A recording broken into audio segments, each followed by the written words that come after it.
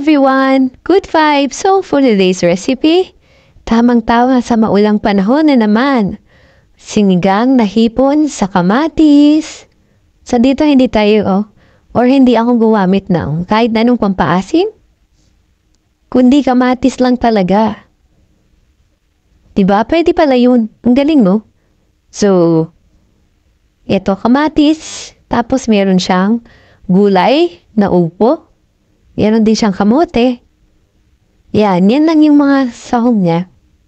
Pero, ang sarap nung lasa, sarap nung sabaw. Napakatipid dito sa ingredients, pero sulit na sulit ang lasa. Kaya try nyo na rin to. Lalo na ngayon, mahal na ang mga bilihin. Sabaw pa lang, ulam na. Tara't samahan niyo akong gumawa ng sinigang na hipon sa kamatis.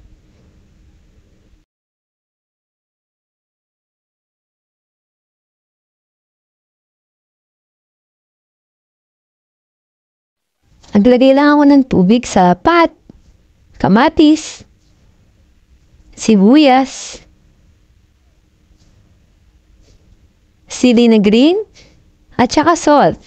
Tapos kinover ko hanggang sa kumulo. At nung kumulo na, nilagay ko na ang upo.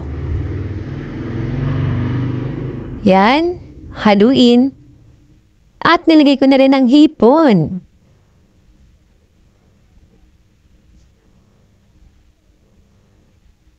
At nilagyan ko ng konting betchin. Tapos nilagay ko na rin yung kamote.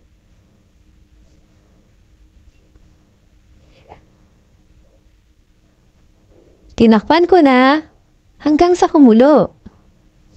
At hinalo. Halo.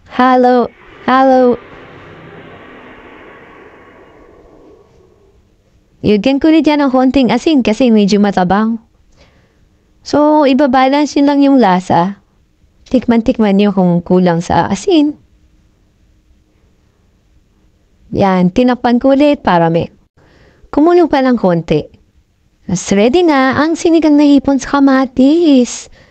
Napakasarap higupin ng sabaw, lalo na sa malamig na panahon at maulang panahon tulad ngayon. Try nyo na to guys bukas.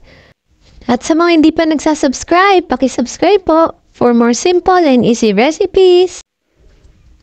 Kita-kita tayo sa next videos ko!